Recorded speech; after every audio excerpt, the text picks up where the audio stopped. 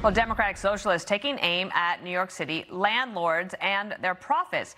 Martha McCallum pressed the co-chair of the DSA's New York chapter about the attacks. Here it is. Landlords in New York have been making a 12% return on their investment on average. How much should they make? What's fair for the landlord to make if you don't like 12?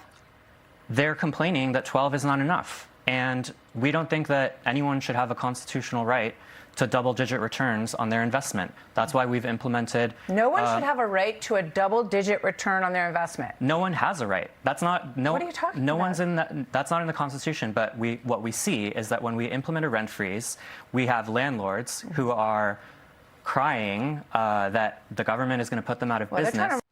Well, I heard that and said I want to talk to some landlords. So let's bring in Jose Tour and Natalia Bonanno, New York City landlords, and it's so good to have you here.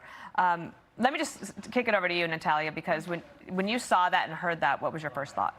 I mean, I don't know where they're getting 12% from. I know, a lot of people refer to the NOI figure that came out recently, and what's NOI?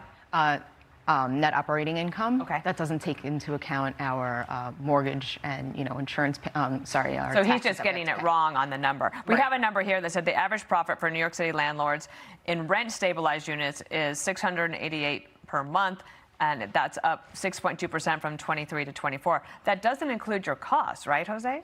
No, not at all. And he's not speaking for rent-stabilized properties, which is the properties that we own, which are severely distressed because our costs are so high and rents typically are way below the average of the market rents. And when you say they're distressed, Natalia, does that mean you have to do a lot of repairs? Yes, and rent-stabilized apartments that are rent-stabilized because they're built before 1974 have a much lower increase and much lower rents, and they typically need the most work. Most of our buildings were built at the turn of the century, early 1900s. They seem to want to villainize you, and you are the ones providing the housing. But you have a long history of being here. I think that they don't understand who the landlords are. Like, they think that it's like the Wizard of Oz. Yeah. Tell me about your story. Yeah, so it all started with my grandfather. He immigrated from Cuba in the 70s, bought his first building when he was 50 years old in 1979 with seller financing, because at that time the banks wouldn't want to finance. Things were very tough here in the city. The Bronx was burning, as they would say. And he built the business by himself over the course of 10, 15 years, working as much as he can until he got enough money to pay off the buildings and find a helper. And sadly for him, it ended last year where he was mugged at gunpoint by a tenant and had a stroke and died 2 weeks later at 99 years old. I mean, here you have this Cuban immigrant that got to this country, worked as hard as he could, at 50 years old up till 99, and it's how it ended for him. And it was a tenant that didn't pay rent for 5 years. It shows how flawed the system is in its entirety and how inefficient everything is here. It's a tragic story. And yours is? Yeah, my father came here as an immigrant as well. When he was a teenager, was the first college graduate of his family, got a master's in engineering, and after a few years working as an engineer, he wanted to, become an entrepreneur and own his own business and own property. So he started to invest also in the 70s in buying properties in Brooklyn and then pass them down to my sister and I.